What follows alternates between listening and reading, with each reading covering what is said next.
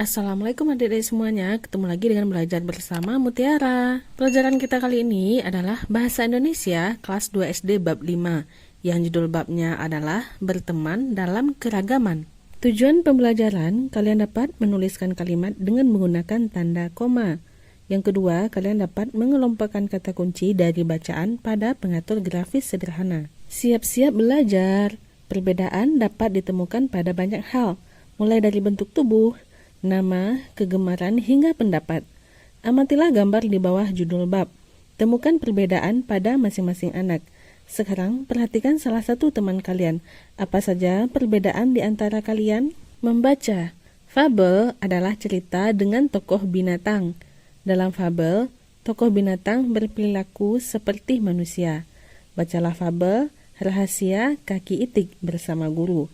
Cerita ini disadur dari buku Rahasia Kaki Itik karya Supriyatin. Rahasia Kaki Itik. Ketika berjalan ke kolam, Itik bertemu kawanan bangau. Itik si kaki pendek dan kasar, ejek bangau. Lihatlah kaki kami yang ramping dan bersih. Itik merasa sedih, tetapi hanya diam. Bahas bahasa. Tanda koma dipakai sebelum kata tetapi. Ingat yang di blok kuning. Itik merasa sedih lalu ada tanda koma, tetapi hanya diam. Ada tanda koma sebelum tetapi. Tak lama kemudian, Itik bertemu Elang. Elang menggeleng iba. Cara jalanmu aneh karena kakimu berselaput. Itik melirik kaki Elang. Kaki Elang kokoh, kuat, dan berkuku tajam. Lihat yang di blok kuning juga ada tanda koma. Tanda koma dipakai untuk memerinci beberapa unsur. Di tepi kolam, Itik menatap kakinya. Mengapa kakiku tidak indah? Keluhnya sambil menangis. Beberapa ayam asik bermain di tepi kolam. Salah satunya terpeleset dan tercebur. Tolong! Teriak ayam itu. Itik segera melompat ke kolam.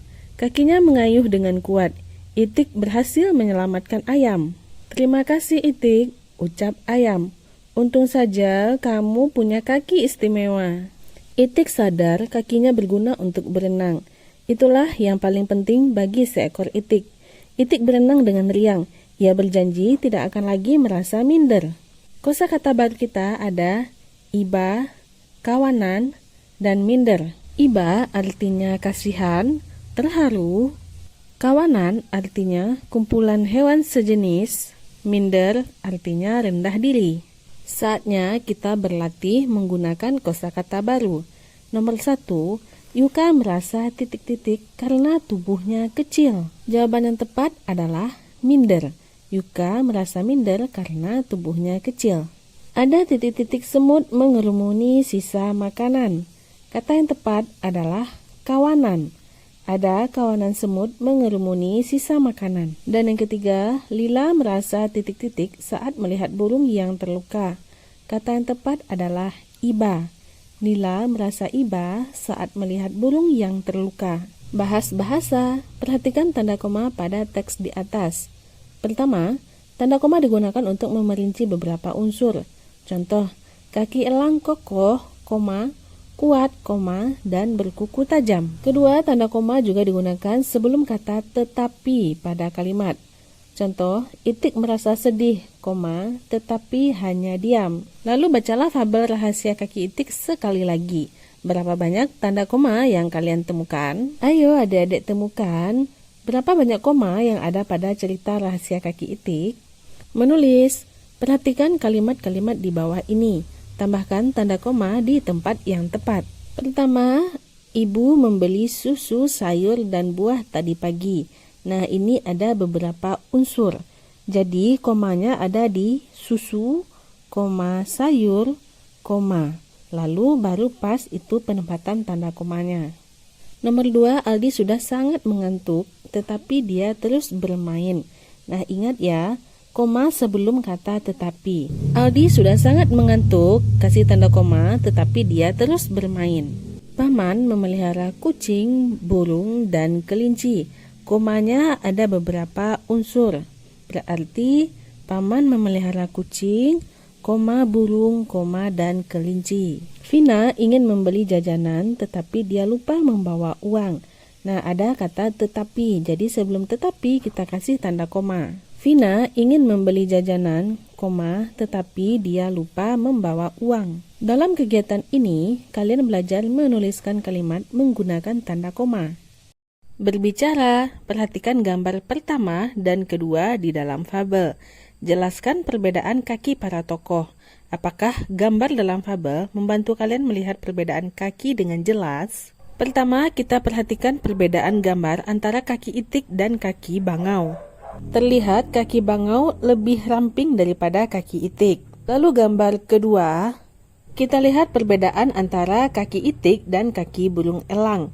Kaki burung elang terlihat kuat, kokoh, serta elang mempunyai kaki dengan kuku yang tajam. Nah, dari gambar tersebut kita sudah bisa melihat perbedaan antara kaki para tokoh hewan. Saatnya berdiskusi.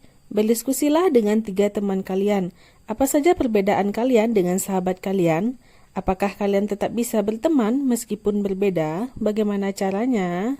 Lakukan bersama teman-temanmu. Coba lihat perbedaan apa yang kamu miliki, apa yang dimiliki oleh temanmu, dan apa pula yang tidak dimiliki oleh temanmu. Pasti ada perbedaan antara dirimu dan temanmu. Apakah kamu tetap berteman meskipun berbeda? Membaca, amatilah gambar lemari penyimpanan di kanan. Perhatikan barang milik masing-masing anak. Nah, perhatikan ada lemari, ada punya Tenri, Ucok, Asep, dan Mutia. Pertama kita lihat di punya Tenri, itu ada buku tebal, penggaris panjang. Pada lemari Ucok, itu ada sepatu basah dan topi baru. Pada lemari Asep, ada kue coklat serta pensil yang runcing. Dan pada lemari Mutia, ada boneka kecil dan seragam bersih. Masing-masing anak mempunyai peralatan yang berbeda antara satu anak dengan anak yang lainnya. Bahas bahasa, perhatikan nama barang yang tampak pada gambar. Ada buku tebal, di mana buku adalah kata benda, sementara tebal adalah kata sifat. Kata sifat berfungsi menerangkan sesuatu atau seseorang. Kata sifat ditulis setelah kata benda. Kata sifat menerangkan jumlah, keadaan, warna, atau ukuran. Menulis, tuliskan nama barang yang ada pada gambar lemari penyimpanan. Bedakan sesuai jenis katanya. Contoh pada benda kue coklat, di mana kata bendanya adalah kue, kata sifatnya adalah coklat yang menerangkan warna atau rasa. Lalu kamu perhatikan lagi pada lemari penyimpanan anak-anak tadi. Banyak kata benda yang ada kata sifatnya seperti buku tebal, penggaris panjang, sepatu basah, boneka kecil. Nah, untuk contoh lainnya kamu periksa lagi dan kamu tulis sendiri ya di buku tulismu. Bahas bahasa. Antonim adalah kata yang artinya berlawanan dengan kata lain. Contoh, berat, antonimnya adalah ringan. Untuk lebih mudah memahaminya, antonim itu adalah lawan kata. Menulis, tuliskan antonim dari kata-kata berikut ini.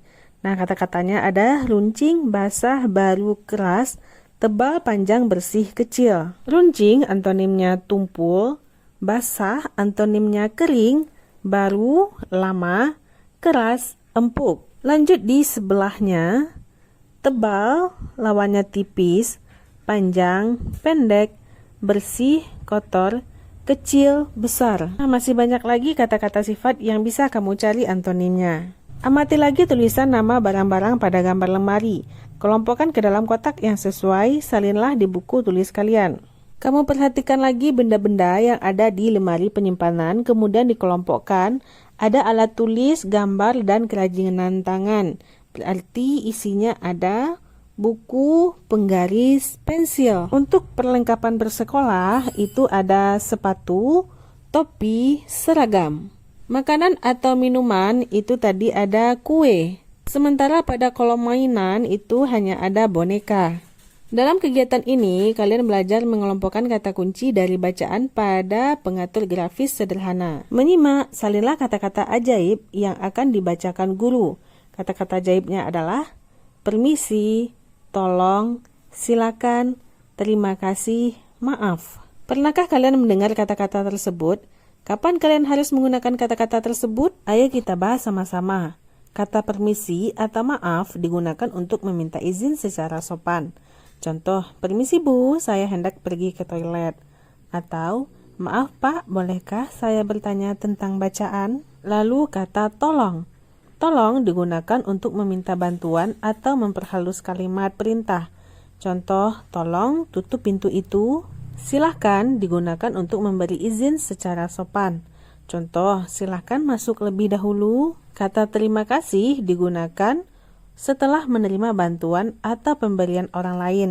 Contoh, terima kasih sudah memberiku kue. Dan yang terakhir ada kata maaf. Maaf digunakan untuk meminta maaf setelah melakukan kesalahan. Contoh, maaf karena saya terlambat masuk. Menirukan dan melakukan. Guru akan mengucapkan satu kata ajaib. Tirukanlah dengan nada yang sesuai. Kemudian guru akan mengucapkan beberapa kata sekaligus. Dapatkah kalian mengingat urutannya?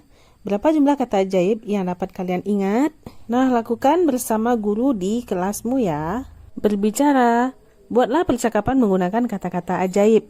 Kemudian peragakan bersama teman kalian di depan kelas. Di sini kamu buat kata-kata ajaib dari kata tolong, silakan, maaf, permisi, dan terima kasih.